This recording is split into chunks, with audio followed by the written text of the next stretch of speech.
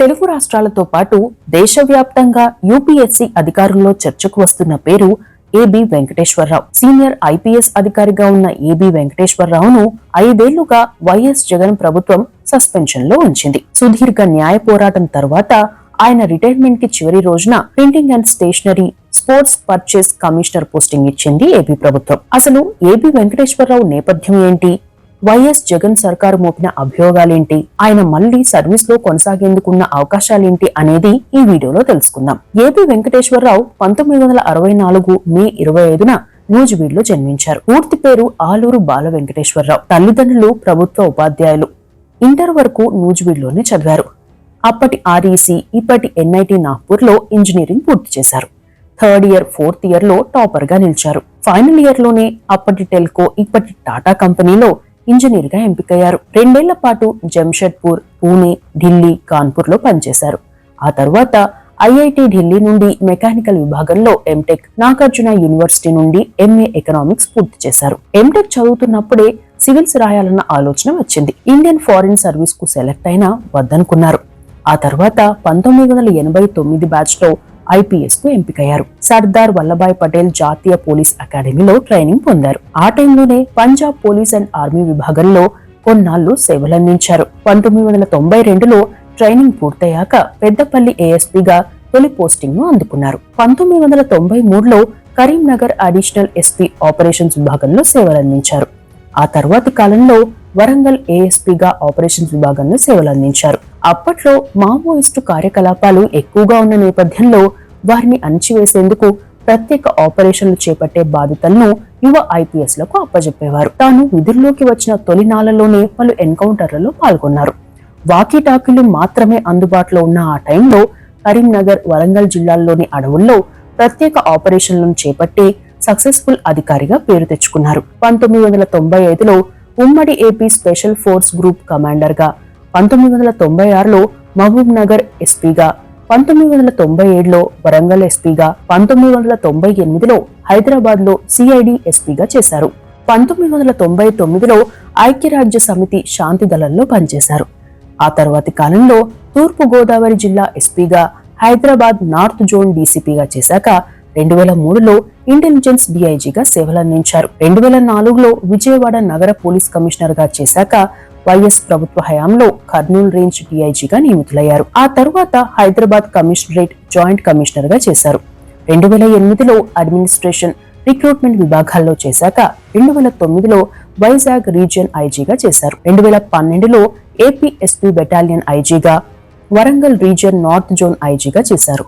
ఇక 2014లో ఉగ్రవాద చర్యలను అరికట్టేందుకు ఏర్పాటైన ఆక్టోపస్ ఐజీగా, అడిషనల్ డీజీపీగా చేశారు. ఎస్పీఎఫ్ డీజీగా పనిచేస్తున్న టైంలోనే ఆయన చేపట్టిన ఆపరేషన్లకు గాను రాష్ట్రపతి మెడల్ను అందుకున్నారు. ఆ తర్వాత 2015లో విజయవాడ నగర పోలీస్ కమిషనర్ గా డీజీ హోదాలో పనిచేశారు. 2019లో ఇంటెలిజెన్స్ అడిషనల్ డీజీపీగా ఇంటెలిజెన్స్ విభాగానికి బదిలీ అయ్యారు. ఆ తరువాత కొన్నాళ్లకే ఏసీబీ డైరెక్టర్ జనరల్ గా బాధ్యతలు స్వీకరించారు. ఆ తరువాత వైసీపీ ప్రభుత్వం వచ్చిన నేపథ్యంలో రిటైర్మెంట్ కి ముందు రోజు వరకు సస్పెన్షన్ ను ఎదుర్కొన్నారు. తన కెరీర్ లో సీనియర్ పోలీస్ అధికారులు SP Dinakar Prasad, Satyanarayanamurthy, Ratnareddy, TA Tripathi, KL Reddy, Sivasankar, Ravulapati Sitaramarao, SK Mohanty, MS Raju, Perwaram Ramul లాంటి సీనియర్ ఐపీఎస్ ల వద్ద పనిచేశారు. సర్వీస్ కు వచ్చిన కొత్తలో చాలా దూకుడుగా ఉండేవారు.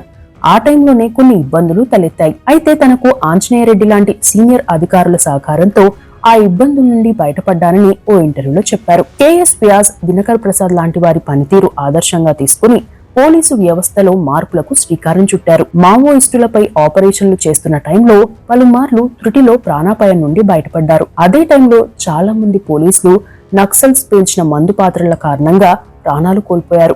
వారి ఛిద్రమైన దేహాలను చూసిన ఏబి వెంకటేశ్వరరావు మావోయిస్టు చర్యలను అరికట్టేందుకు గాను డిపార్ట్మెంట్ సహకారంతో టెక్నాలజీని అందుబాటులోకి తెచ్చేలా కృషి చేశారు. అంతకుముందు మారుమూల ప్రాంతాల్లో పోలీస్ స్టేషన్లను, టెలిఫోన్ ఎక్స్చేంజ్లను మావోయిస్టులు పేల్చేసేవారు. వాటి పునర్నిర్మాణాన్ని సవాలుగా తీసుకుని మావోయిస్టుల ప్రభావిత ప్రాంతాల్లో పోలీస్ స్టేషన్ల నిర్మాణాన్ని పూర్తి చేశారు. అప్పట్లో పోలీస్ స్టేషన్ కి వచ్చి ఫిర్యాదులు చేయాలంటే మారుమూల ప్రాంతాల్లోని ప్రజలు భయపడే పరిస్థితి ఉండేది. దీంతో ఇంటి వద్దే ఎఫ్ఐఆర్ విధానాన్ని అమలు చేయడంతో పాటు డయల్ 100 కార్యక్రమాన్ని నిరంతరం పర్యవేక్షించేవారు. ఇక ఆయనపై వచ్చిన ఆరోపణల విషయానికి వస్తే, మొదట వైఎస్ వివేక హత్య సమయంలో ఆయనే ఇంటెలిజెన్స్ అధికారిగా ఉన్నారని, సమాచారం ఆయనకే ముందు వచ్చిందని, అయితే సరైన విధంగా చర్యలు తీసుకోలేదని వైసీపీ నాయకులు ఆరోపించారు. ఆ తర్వాత ప్రధానంగా I in the sky project విషయంలో ఆరోపణలు ఎదుర్కొన్నారు. ఆ ప్రాజెక్ట్ ఏంటంటే, ఉగ్రవాదులు అనుమానితుల కదలికలపై ఆకాశం నుండి నిఘా పెట్టేలా ఆధునిక టెక్నాలజీతో కూడిన పరికరాలను పోలీస్ శాఖలో ఏర్పాటు చేసే ప్రాజెక్ట్. 2 ఏళ్ల పాటు దీనిపై రీసెర్చ్ చేశారు. ఇజ్రాయెల్లో ఆ టెక్నాలజీ ఉండడంతో అప్పటి డీజీపీ నేతృత్వంలో ఓ టీం ఇజ్రాయెల్ వెళ్ళింది. అందులో ఒకరు ఏబి వెంకటేశ్వరరావు. అలాంటి టెక్నాలజీ అందించే సంస్థలు తక్కువగా ఉండడంతో వాటి ధరపై ఖచ్చితమైన సమాచార సేకరణ కష్టమైంది. దీంతో ఆ టెక్నాలజీని కొనే బాధ్యతలను డీజీపీ కార్యాలయానికి అప్పగించారు. దీంతో ఓ కమిటీ ఏర్పాటైంది. చివరికి ఆ టెక్నాలజీ కొనుగోలు చేసే బాధ్యతను పోలీస్ శాఖలోని STCIL కి అప్పగించారు.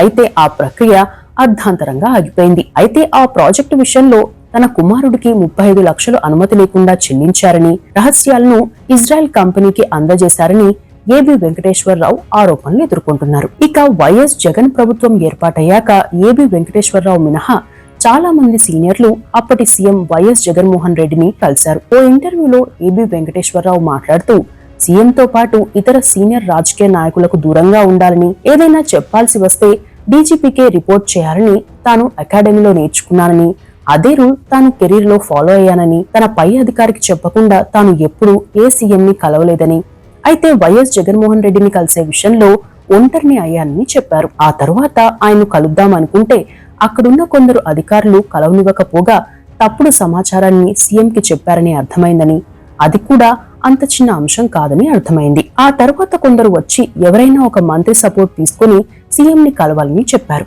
నేను సీఎంని కలిసేందుకు మంత్రి సహకారం తీసుకోవడం అంటే 30 ఏళ్ల నా కెరీర్ కి అవమానంగా భావించాను. అప్పటికే నాపై నెగిటివ్ గా కొందరు కొన్ని కల్పితాలను సృష్టించారు, కుట్ర చేశారు అని అర్థమైంది అని చెప్పారు. అదే సమయంలో ఏబి వెంకటేశ్వరరావు కుమారుడైన చేతన్ సాయికృష్ణ నిర్వహిస్తున్న ఆకాష్ అడ్వాన్స్ సిస్టమ్ కంపెనీకి కాంట్రాక్టులు ఇచ్చారని, ఆ కంపెనీకి 35 లక్షలు చెల్లించారని వైసీపీ ప్రభుత్వం అభియోగం మోపింది. దీనిపై ఏబి వెంకటేశ్వరరావు మాట్లాడుతూ, నేను నా పిల్లలను ఎప్పుడూ పరిధి దాటొద్దని చెప్పాను. వారు అమెరికాలో చదువుకున్నారు. అయితే ఇండియాకు వచ్చి ఇక్కడే పలువురికి ఉపాధి చూపించాలని నేనే బలవంతం చేసి రప్పించాను. స్టార్టప్స్ ప్రారంభించారు. అప్పట్లో ఏపీ ప్రభుత్వం స్టార్టప్స్ కి ప్రాధాన్యం ఇచ్చేది. ప్రభుత్వం ఇచ్చే రాయితీలు పొందే అర్హత నా కుమారుడి స్టార్టప్స్ కంపెనీకి ఉన్నా వద్దని చెప్పాను. ఇతర ప్రాజెక్టుల విషయంలో తెలంగాణ, ఏపీలో అమలయ్యే ప్రాజెక్టులు కాదు అని చెప్పారు. అయితే ప్రభుత్వం ఈ అంశాన్ని దాచిపెట్టింది, ఉద్దేశపూర్వకంగా అభియోగాలు మోపింది, నిరూపించలేకపోయింది అని చెప్పారు. ఇక ఏపీలో వైసీపీ ప్రభుత్వం అధికారంలోకి వచ్చిన వెంటనే వైసీపీకి చెందిన పలువురు నాయకులు కూడా ఏబి వెంకటేశ్వరరావుపై పలు ఆరోపణలు చేశారు. ఇక 2019 మే 30న వైఎస్ జగన్మోహన్ రెడ్డి సీఎంగా ప్రమాణ స్వీకారం చేయగా మే 31న ఏబి వెంకటేశ్వరరావు సస్పెన్షన్ ఉత్తర్వులు వెలువడ్డాయి. దీంతో న్యాయ పోరాటం చేశారు ఏబి వెంకటేశ్వరరావు.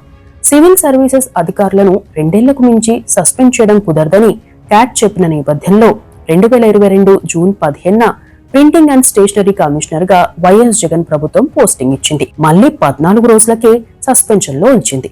అయితే ఒకే కారణంతో 2 సార్లు సస్పెండ్ చేయడం కుదరదని సుప్రీంకోర్టు, క్యాట్ స్పష్టం చేశాయి. అయినా వైఎస్ జగన్ ప్రభుత్వం స్పందించలేదు. చివరికి హైకోర్టు ఆదేశాలతో ఆయన పదవి విరమణ చివరి రోజున అంటే 2024 మే 31న మళ్లీ పోస్టింగ్ ఇచ్చింది. దాదాపు కెరీర్ చివరిలో 5 ఏళ్ల పాటు సస్పెన్షన్ లోనే ఉన్నారు ఏబి వెంకటేశ్వరరావు. మొత్తం మీద నిఘా పరికరాలు, సర్వీస్ నిబంధనల అంశాలకు సంబంధించి ఏబి వెంకటేశ్వరరావును 2 సార్లు సస్పెండ్ చేసిన వైఎస్ జగన్ ప్రభుత్వం ఆయనకు జీతభత్యాలు ఆపేసింది. దీంతో ఏబి వెంకటేశ్వరరావు సుదీర్ఘ న్యాయ పోరాటం చేశారు. అంటే ఏబి వెంకటేశ్వరరావుపై వైఎస్ జగన్ ప్రభుత్వం పగబట్టిందనే విమర్శలు వచ్చాయి. ఇక ఏబి వెంకటేశ్వరరావు రిటైర్ అయినా సర్వీస్ లో కొనసాగుతారా అనే అంశం మరోసారి చర్చకు వస్తోంది. అందుకు అవకాశాలు ఉన్నాయి. కానీ అది జరగాలంటే కేంద్ర ప్రభుత్వం కూడా అంగీకరించాల్సి ఉంటుంది. ఇతర అధికారుల విషయాలకు భిన్నంగా ఏబి వెంకటేశ్వరరావు 5 ఏళ్ల పాటు సస్పెన్షన్ లో ఉన్న నేపథ్యంలో కొన్నాళ్లు మినహాయింపు కోరే అవకాశమూ ఉంది.